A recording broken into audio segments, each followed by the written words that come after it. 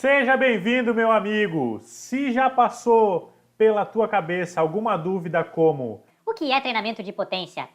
Por que atletas de luta precisam treinar potência? Será que o aluno da academia também precisa treinar potência? Quais são os principais meios e métodos que são utilizados para treino de potência? se qualquer uma dessas dúvidas já passou pela tua cabeça, essa aula vai ser muito útil para ti. Seja bem-vindo, meu nome é Vitor Cosme, eu sou doutor em Educação Física e essa é a aula de quinta.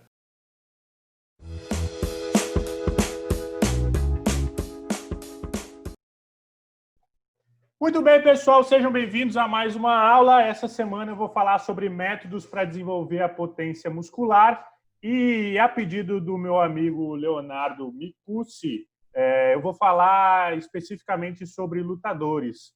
Tem outros motivos, é óbvio, é uma temática que eu tenho mais familiaridade, mas muitos dos conceitos e métodos, meios que vão ser apresentados aqui são aplicados a diferentes realidades. E isso pode ser útil, então, para diferentes públicos, ok? O plano de hoje é apresentar alguns conceitos iniciais, depois eu respondo por que é importante treinar potência, especialmente na ótica dos lutadores. Vou apresentar alguns meios, métodos e evidências para cada um deles e lá no final, como é de praxe, aquelas recomendações práticas. Então basicamente, a gente vai perceber que as diferentes recomendações sobre condicionamento físico, de força e conceitos de periodização que envolvem artes marciais, esportes de combate, sempre está presente aquela proposta da adição de exercícios de potência. É relativamente fácil de entender porque isso acontece, porque existem demandas muito específicas dessas modalidades e as ações de potência são consideradas ações que são determinantes da prática. Então, a execução dos pontos, a finalização, né, são todos, a maioria pelo menos, derivados de movimentos que exigem, então, uma elevada aplicação de força e, especialmente, com um menor tempo de aplicação. Bom, a gente vai entender este padrão de elevada aplicação de força com velocidade como, então, essa expressão, essa manifestação de força que a gente vai chamar de potência. Então, basicamente, a potência vai envolver uma relação, então, entre força e velocidade. Eu tenho certeza que vocês já foram apresentados a esta imagem, né, a curva de força-velocidade, e a gente tem aí um padrão que vai estar relacionado à quantidade de força exigida ou à quantidade de velocidade.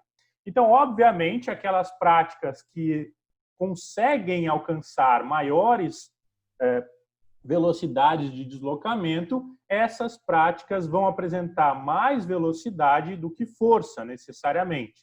Ao passo que, quando eu executo mais força, existe, então, a resposta, a consequência de que o movimento vai se tornar mais lento.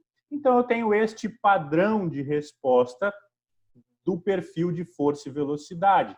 E isso, então, vai gerar uma outra curva, que é a curva de potência, ok? Então, a potência está relacionada com o meu perfil de velocidade e de força, e mais para frente eu vou falar que seria muito interessante que a gente encontrasse a nossa carga ótima. O que seria a carga ótima? Seria aquele ponto em que eu tenho uma relação entre a velocidade alcançada e a força produzida, que vai gerar maiores valores de potência, né? Então, quando eu for falar lá dos métodos, eu vou dar algumas indicações do porquê que esse ponto ótimo, né, esse valor ótimo de potência seria interessante de ser investigado, ok? Pensando na prática, em exercícios propriamente dito, então, quando eu tenho foco em desenvolvimento de força, provavelmente eu deva usar cargas maiores. Agora, quando eu tenho foco em velocidade, cargas menores são recomendadas, né? E aí, como eu falei, provavelmente o seu pico de potência, a sua carga ótima de potência esteja no meio do caminho entre esses dois extremos. Muito bem, envolvido nos conceitos de potência, existe uma outra variável bastante relevante para a prescrição de treinamento de potência, que é, então, a taxa de desenvolvimento de força, que nada mais é do que o quão rápido eu consigo atingir maiores valores de força, ok? Então, eu tenho aqui uma relação de produção de força pelo tempo, e aí, à medida que o tempo vai avançando, eu vou conseguindo atingir valores maiores de força até que eu alcance o meu valor máximo de força em um determinado exercício, um determinado movimento. E o que a gente tem como recomendação e orientação voltada à prescrição de exercícios?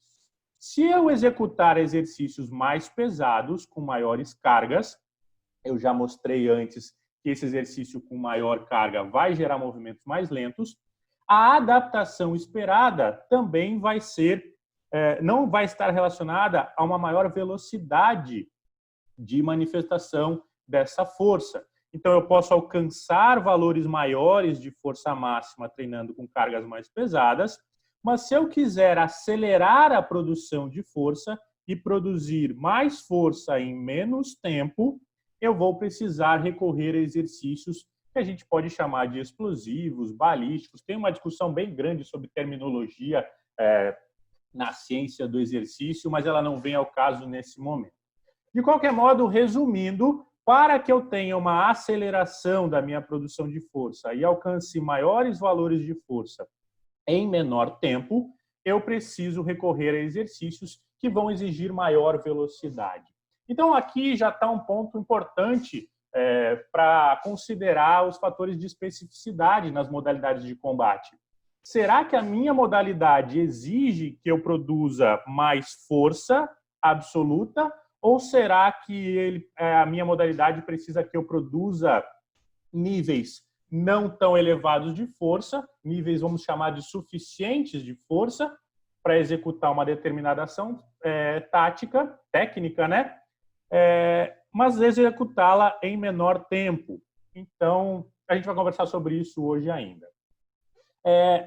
Mostrando na prática, não tão na prática, né? Mas mostrando como que responde, né? Como que a gente responde, o nosso perfil, a nossa curva de força e velocidade responde a diferentes cargas de exercício. A gente tem aqui 3 gráficos, um gráfico de um exercício executado sem carga, um gráfico com carga moderada, vamos chamar assim, apesar de eu ainda considerá-la baixa, e um gráfico com cargas mais altas, né? Então, o que a gente vai perceber? Aqui no pontilhado, a gente tem os valores pré-treino, ok? E na linha contínua e mais escura, a gente tem os valores pós-treino. Então, a primeira informação desses gráficos, que está neste livro aqui, a primeira informação é que, considerando valores, as mudanças pré e pós-treino, entre o pré e o pós-período de treinamento, nós temos diferentes respostas da nossa curva de potência, beleza? Então, percebam que o padrão desta curva é diferente do padrão de mudança dessa curva. Então, considerando essas variações, especificamente quanto à velocidade, cargas menores vão aumentar a minha habilidade de produzir movimentos mais rápidos, ao passo que cargas mais pesadas não vão gerar adaptações tão expressivas no aumento da habilidade do sujeito de executar ações rápidas. Se a gente considerar os valores de força, o processo se inverte.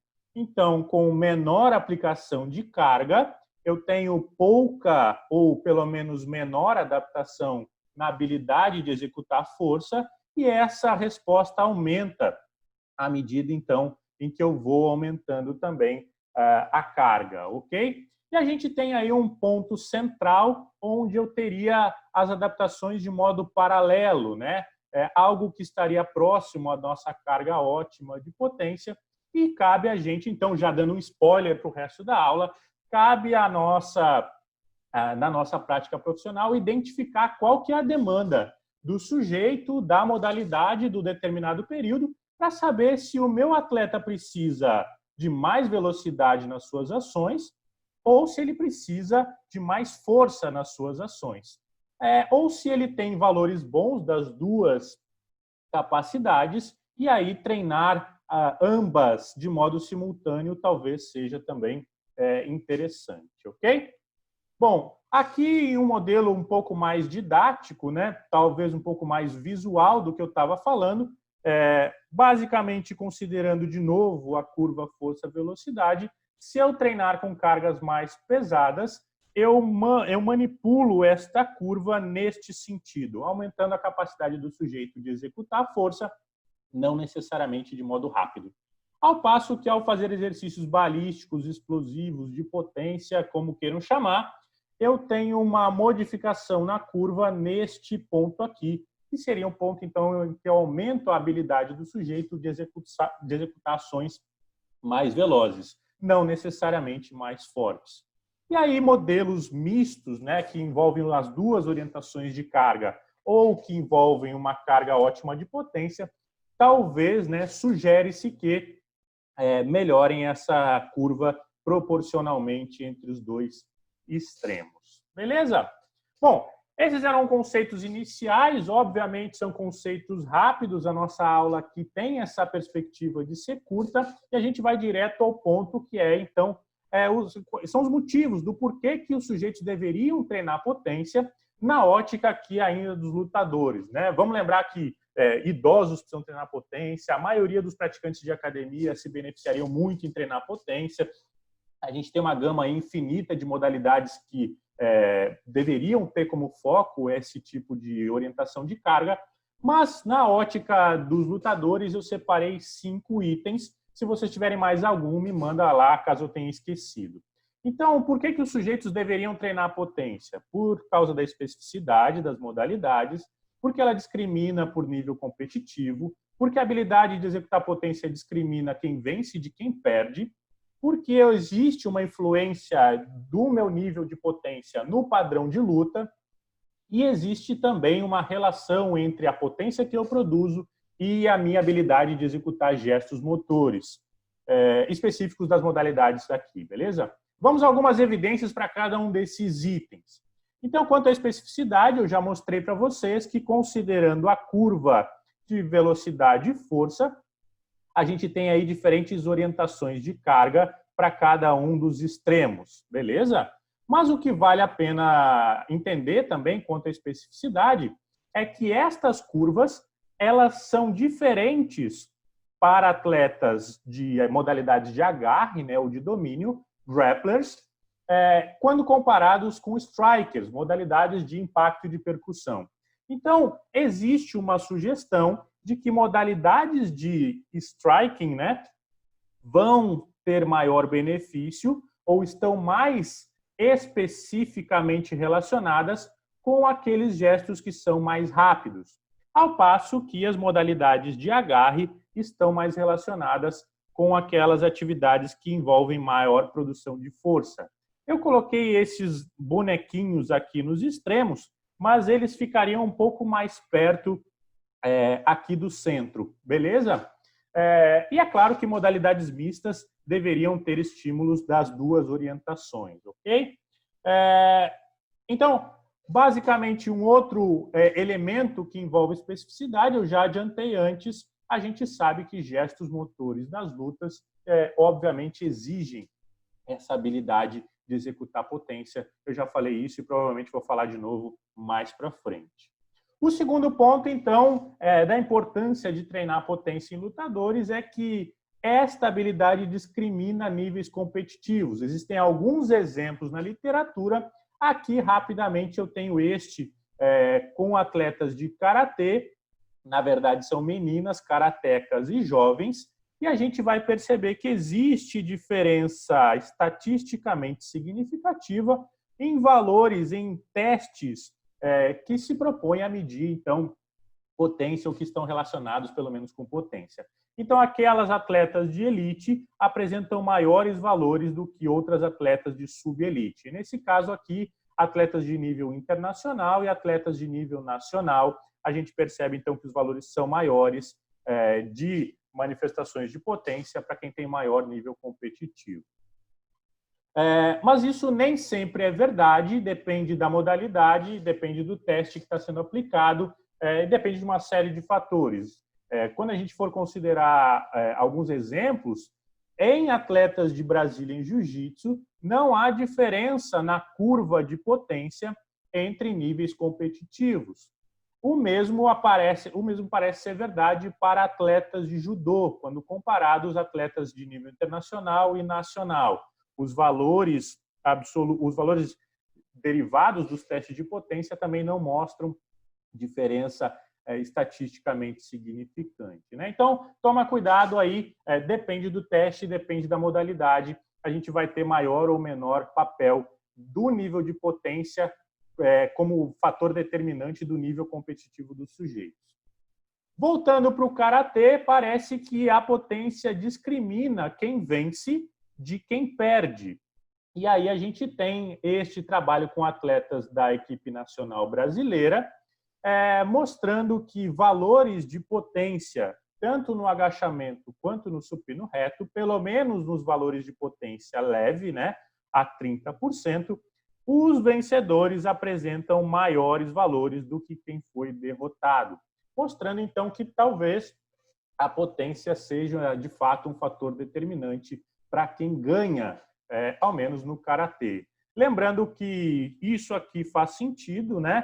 A potência mais leve vai estar associada às modalidades de impacto, como eu mencionei anteriormente, e faz sentido que esta discrimine vencedores de perdedores e não esta mais pesada, como foi o que esse estudo mostrou. Um quarto ponto é que níveis de potência parecem influenciar no padrão de luta, tanto no perfil técnico-tático quanto nas respostas do padrão de tempo-movimento. Estão associadas, então, ao quanto de alta intensidade ocorre durante a luta, o quanto de baixa intensidade, número de pausas e assim por diante. Nesse trabalho aqui do nosso grupo, a gente mostrou, então, que testes relacionados à produção de potência, como arremesso de medicine ball, salto horizontal, estão associados ao número de ações efetivas, né, e a efetividade em percentual no Brazilian Jiu-Jitsu. Quanto ao judô, parece que nós temos um maior papel desses testes de potência, tanto considerando arremesso de medicine ball, alguns testes de salto horizontal também, salto vertical, também influenciando o padrão de tempo-movimento e a efetividade das ações. Então, quanto mais potência o sujeito tiver, teoricamente, maior tempo em alta intensidade ele consegue percorrer e maior efetividade nas suas ações são esperadas. Além disso, parece que a potência também está relacionada com o padrão de gestos motores. Nesse trabalho com lutadores de luta olímpica, estas três técnicas aqui, o desempenho nelas, né, a qualidade de execução dessas técnicas, foi explicada de modo importante por testes que envolvem a produção de potência. Então, quem aplicava mais potência nesses testes tinha maior desempenho, ou melhor desempenho técnico nestas ações aqui. Isso parece ser verdade também com modalidade de impacto, já que diferentes tipos de soco apresentam alta correlação com diferentes variáveis da potência. Ou seja, aplicar mais potência ajuda a aumentar o impacto no soco, o que sugere-se que pode aumentar, então, a chance de o sujeito pontuar, né, com contundência na modalidade e até mesmo atingir knockdown, nocaute e assim por diante, que são objetivos da modalidade. Beleza?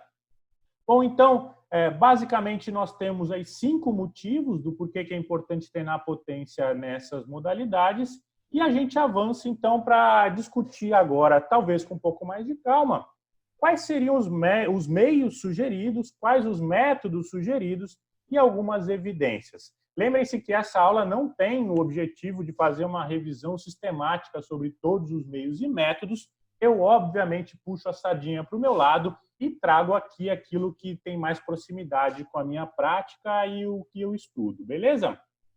Então, se algum meio ou método ficou faltando, me manda lá depois que ficou faltando e a gente inclui em uma outra oportunidade.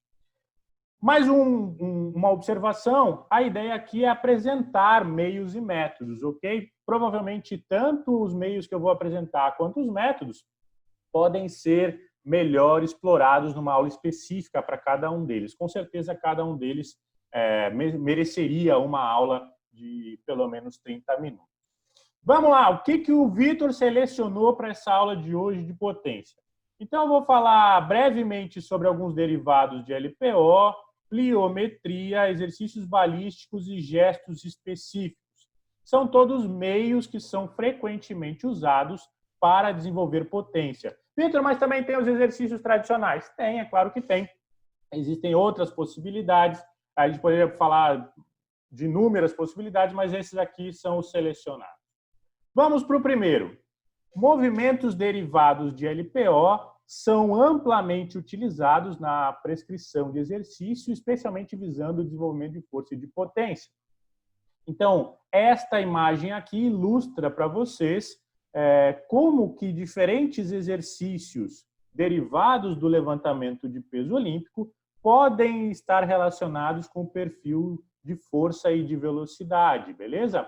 Então, depois vocês dão um pause aqui no vídeo, procuram no Google cada um desses exercícios, caso queiram incluir na sua prática profissional. Então, essa distribuição aqui concorda com o que a gente usa na prática, né? Então, qual que é o principal motivo de usar levantamento de peso olímpico para a preparação física de modalidades esportivas que envolvem potência? O motivo está especialmente no padrão motor, e especialmente no conceito de extensão tripla, né? Então, esses movimentos de extensão tripla associados à alta velocidade de deslocamento da barra podem estar associados a um ganho de aptidão que talvez se transfira para a prática e o desempenho nas modalidades, né? Este trabalho saiu agora, esse ano, e ele traz algumas informações importantes. Se vocês vão utilizar derivados do LPO para desenvolver potência em modalidades que não são LPO, o exemplo das lutas é um deles, vocês não precisam priorizar esta fase de recepção. Então, vocês podem fazer movimentos que tenham extensão tripla, alta velocidade de deslocamento da barra, mas aqueles movimentos de recepção, eles não precisam ser inseridos. Não estou dizendo que não é para inserir nunca, eu estou dizendo que eles não merecem foco, né, durante o processo. Isso é válido até porque alguns atletas demoram bastante para adquirir essa habilidade técnica específica no LPO. Então, não precisa se preocupar com essa fase do movimento e pode se preocupar, então, com as fases de extensão tripla que envolvem, então, as puxadas. Beleza? Muito bem. Quanto à pliometria, a pliometria é um processo de treinamento muito focado no sistema do ciclo de alongamento e encurtamento, está muito associada à utilização de saltos, né? Então, quando a gente vai pensar em pliometria, na hora aparecem os saltos, apesar de existirem outras possibilidades de trabalhar com o ciclo de alongamento e encurtamento. Aqui a gente tem também um sistema de progressão, fica a tarefa para casa também. Caso vocês não conheçam esses tipos de salto, vocês vão perceber, ao procurar, que existem saltos que vão envolver menor carga excêntrica, né, menor estímulo excêntrico, ao passo que outras vão envolver maior estímulo. Então, entender esta progressão vai estar associado ao nível de força que é executado e à dificuldade, a intensidade desses saltos. Vale a pena pensar nesse processo de progressão na hora de planejar os treinos de pliometria. Não adianta começar já pulando da caixa para o chão, se estiver pensando num processo progressivo. Vale a pena começar com os saltos mais simples, saltos únicos, depois avança para os múltiplos, depois passa para os de profundidade, ok? O ponto aqui é só destacar que a pliometria tem um potencial muito grande de aplicação nas modalidades de combate e eu vou mostrar como incluir em alguns métodos de treino na próxima sessão dessa aula. Exercícios balísticos também são muito utilizados, a lógica é arremessar os implementos, né? E aqui a gente tem uma evidência do potencial desse tipo de exercício no desenvolvimento de velocidade e de força. Nesse caso aqui, a gente está falando de um exercício explosivo para membros superiores, o arremesso no supino, né, aquele momento em que eu largo a barra da mão. Se eu fizer isso, eu tenho, então, maior produção de velocidade e eu tenho maior produção de força. Então, fica aí a recomendação. Exercícios balísticos são ótimos para desenvolver potência e, obviamente, são focados na fase concêntrica do movimento, ok? Por fim, dá para desenvolver potência também com gestos específicos da modalidade, e isso é bastante frequente na prática profissional. Então, eu posso executar chutes, socos ou gestos de agarre, como este exemplo feito com elásticos, para desenvolver potência. De novo, este modelo também vai estar associado, este meio também vai estar associado com métodos que eu vou apresentar já agora mais para frente.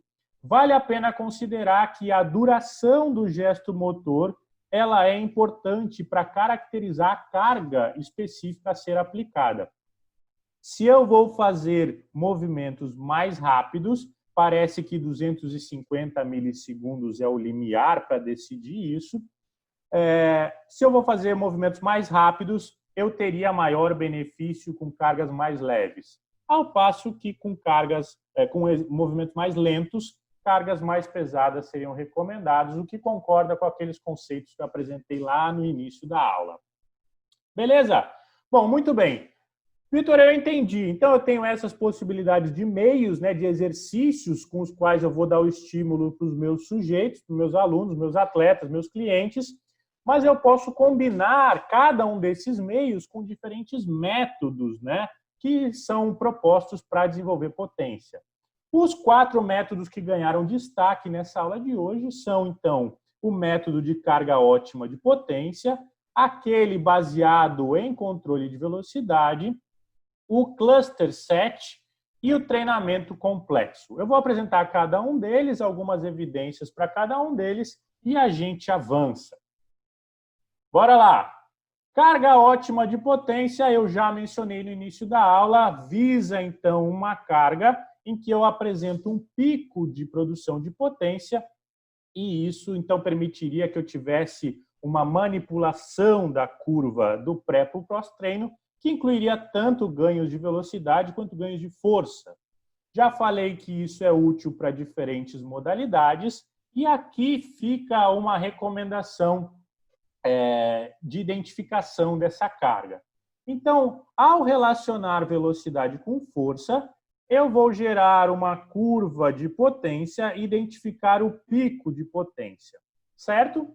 Então, treinar neste pico de potência seria útil, mas, devido às diferenças do perfil entre strikers e grapplers, eu posso me dar ao luxo de usar variações nestes perfis. Então, essa variação aqui gira em torno de 15 a 20% de diferença, de distanciamento da carga ótima de potência. Então, eu identifico a carga ótima. Esta carga ótima seria aquela em que eu deveria focar a maior parte dos meus estímulos, mas considerando lutadores de striking ou de grappling, eu posso fazer variações. Como eu mostrei aqui, aqueles que usam socos, chutes, cotoveladas e joelhadas teriam uma carga menor para produzir mais velocidade e o contrário seria verdadeiro para aqueles que usam agarre. Bom, algumas evidências sobre isso. Esse estudo é muito legal e investigou este tipo de prescrição de treino na equipe brasileira olímpica, né, do Rio 2016. O que os autores fizeram? Eles compararam as variações pré e pós período de treinamento na preparação em 2015 para o Pan-Americano de Toronto com a preparação para os Jogos Olímpicos Rio 2016. A estrutura de prescrição envolveu 2 ou 3 sessões semanais de potência. Percebam que o volume não é muito alto e foram apenas 7 semanas de preparação. O que os resultados mostram? Para o supino, aquele soltando a barra, a gente tem maior variação, tanto para a potência média, né, como para a média propulsiva e a potência pico, nós temos maiores variações quando o modelo de carga ótima foi utilizada. Lembrando ainda que naquela oportunidade, o período de preparação foi um pouco mais longo, foi de 10 semanas, ok? Então, os resultados foram melhores para indicadores de potência, tanto para o supino quanto para o salto vertical, agachamento com salto, e isso serviu para todas as variáveis medidas. Então, essa é uma evidência mostrando o potencial do treino com carga ótima para desenvolver potência de lutadores. Uma possibilidade, poxa vida, como é que eu faço para identificar essa potência? Basicamente, eu uso cargas progressivas, eu posso fazer isso baseado na minha massa corporal, dá para fazer isso com um aplicativo, caso tu não tenha um transdutor linear, uma plataforma de força, o que eu acho difícil que a gente tenha na nossa prática profissional, beleza? Então, basicamente, a gente tem uma carga inicial, faz a medida de 3 repetições, identifica a potência média, avança a carga, avança a carga, avança a carga, até que este avançado de carga tem uma diferença menor do que 5% de uma para outra. Então, existe a possibilidade de identificar a carga ótima de potência em uma dessas cargas aqui, ok? Então, fica a recomendação aí do procedimento. Segundo modelo de treinamento, segundo método de treinamento baseado em velocidade. Basicamente, existe um controle da velocidade de execução das ações e esse controle, né, vai permitir que a gente identifique tanto respostas agudas quanto crônicas. Tem uma série de respostas diferenciadas, como, por exemplo, com maior perda de velocidade, eu tenho maior fadiga e maior hipertrofia. Como o foco aqui é em potência, a gente vai perceber que quanto maior for a perda de velocidade durante a série, menor é o desenvolvimento de potência. Então, eu deveria pensar em métodos, em um controle que permita, então, que eu tenha menor perda de velocidade para desenvolver mais potência. E isso acontece porque eu vou estar treinando com menor fadiga. Esse estudo saiu agora também esse ano e mostra essa especificidade das adaptações. Quando eu tenho aqui perda de velocidade, ok? Sem perda, perdendo 10%, perdendo 20%, perdendo 40%. Perdas excessivas de velocidade durante a série diminuem a minha taxa de produção de força, ao passo que aumentam o meu potencial hipertrófico. Então, se eu quiser hipertrofia, maior fadiga é recomendado. Se eu quiser ganhar potência, perdas de até 20% são toleráveis, mas vale ressaltar que não perder nada parece ser ruim, parece ser um estímulo ineficiente. Então, a recomendação é ficar aí com perdas de 10% a 20% ao longo de uma série. Beleza? Um outro modelo que a gente trabalhou agora recentemente com idosos, né? Também é sugerido para essa manutenção de potência ao longo das séries, que são, então, os cluster sets.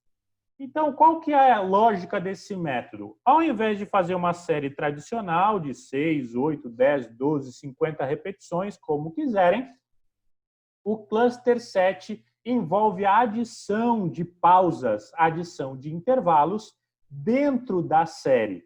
Isso pode ser feito em blocos, né, pequenos blocos de repetições, de 2, 3, 4, 5 repetições, e incluir uma pausa, ou isso pode ser feito, inclusive, a cada repetição.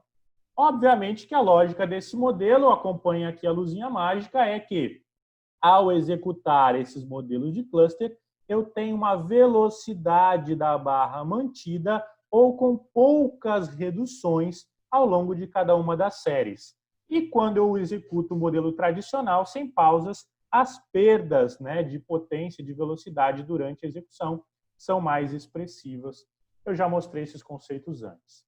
Cluster sets parecem, então, ter muitas aplicações práticas para manutenção de velocidade e potência, para aumentar o volume total de carga numa sessão, quando eu quero aumentar o salto vertical, que é um indicador de potência, quando eu quero reduzir a percepção de esforço do sujeito, quando eu quero manter a técnica ou deslocamento dos exercícios, quando eu estou com foco no ciclo de alongamento e encurtamento, quando eu quero reduzir a carga cardiovascular e esse estresse cardiovascular durante treino, agora usando máscara, isso é bastante útil, ou quando eu quero usar a potencialização pós-ativação, todos esses motivos do porquê usar cluster sets são interessantes, né? Eu não conheço nenhuma evidência sobre lutadores usando cluster sets. Se vocês conhecerem alguma, por favor, me enviem.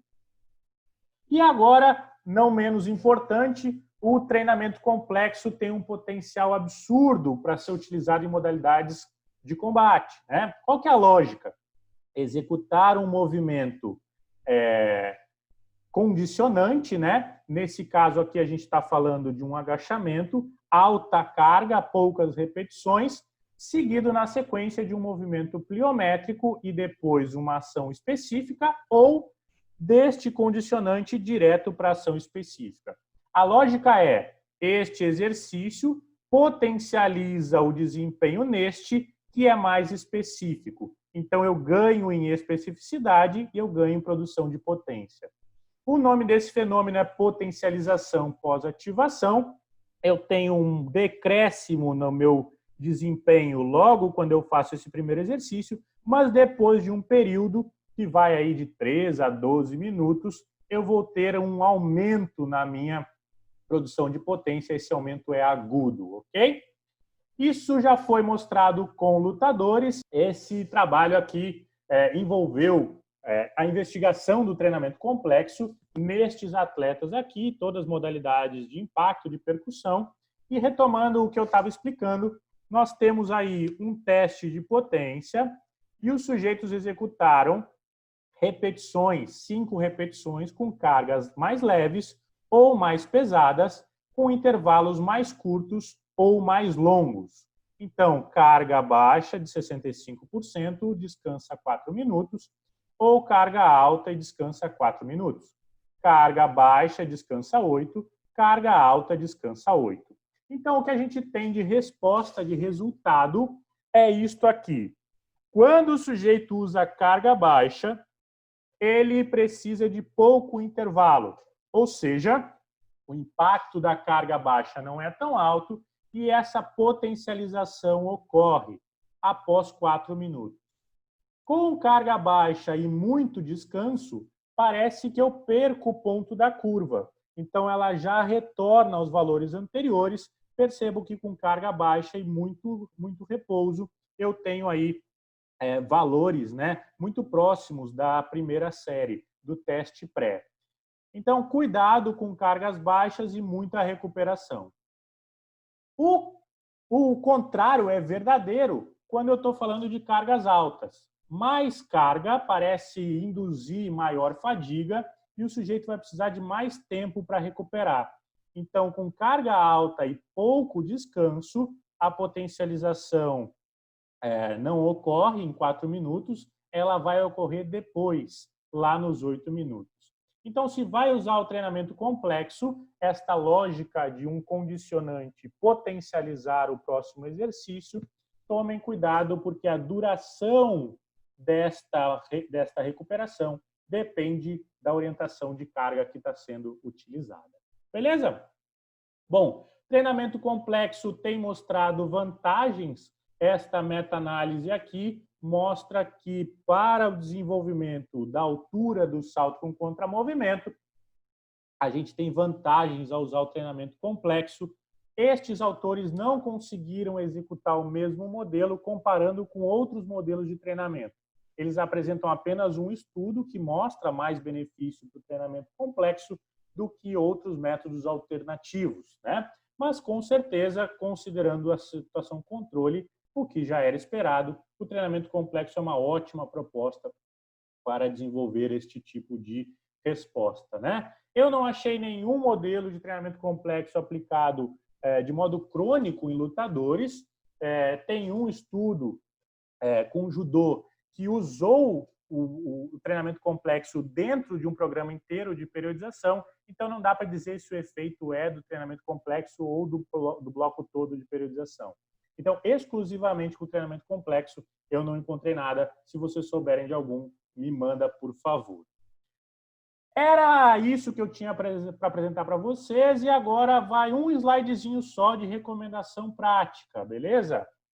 Então, lá no teu cotidiano profissional, lá no teu dia a dia, com o teu atleta bem de perto, o que tu precisa, resumindo essa aula toda de hoje, é entender as demandas, tanto da modalidade, quanto do teu sujeito, quanto de períodos, né? Diferentes. A modalidade, vocês viram que se ela é mais de grappling, mais de striking, tem diferença. Dentre essas subcategorias, judô é diferente de jiu-jitsu, que é diferente de luta olímpica, karatê é diferente de boxe, assim por diante. Diferentes sujeitos têm perfis de força e velocidade diferentes. Alguns sujeitos têm maiores valores de força e vocês podem focar no desenvolvimento de velocidade. Outros têm pouca força e talvez seja interessante que ele tenha estímulos mais pesados em algum período. Isso nos leva à demanda do período, né? Então, diferentes períodos de tempo vão envolver diferentes variações de carga, mas eu fugiria, adiantando uma aula futura possível de periodização, eu fugiria daqueles treinos muito próximos de um RM, pelo menos quando não estão associados a um exercício mais leve na sequência, como no treinamento complexo. Então, ficar focado em cargas maiores durante muito tempo não parece ser interessante. Aí vocês entenderam as demandas, vocês avaliam os sujeitos, a modalidade, o período para saber o que vai fazer, e aí entra a prescrição dos meios e métodos que eu sugeri ou de outros, considerando a especificidade que ela é absurdamente exigida, especialmente para carga, velocidade de execução e o padrão motor a ser utilizado. Tomem cuidado com o padrão motor para não ficar imitando muito o padrão motor em movimentos que não permitem isso. Especialmente com aqueles cabos rígidos na musculação, não é muito legal. Aí vocês aplicam estes treinos que foram prescritos, monitoram para saber se está tudo dando certo, e aí vocês avaliam de novo, entendem de novo as novas demandas, e aí esse ciclo segue se completando ao longo da tua prática profissional. Eu acredito que respeitar este processo aqui pode te ajudar a ter melhores respostas, né, de desenvolvimento de potência nos atletas de vocês e, consequentemente, como eu mostrei, aumentar a chance de ter melhor desempenho competitivo. Era isso que eu tinha para apresentar para vocês. Eu acho que vocês já me seguem no Instagram e acho que já conhecem o canal no YouTube. Eu agradeço a atenção de vocês e a gente vai conversar agora sobre as dúvidas que vocês ficaram. Para quem está vendo isso no YouTube, a gente se vê na semana que vem. Valeu, pessoal. Obrigado pela atenção.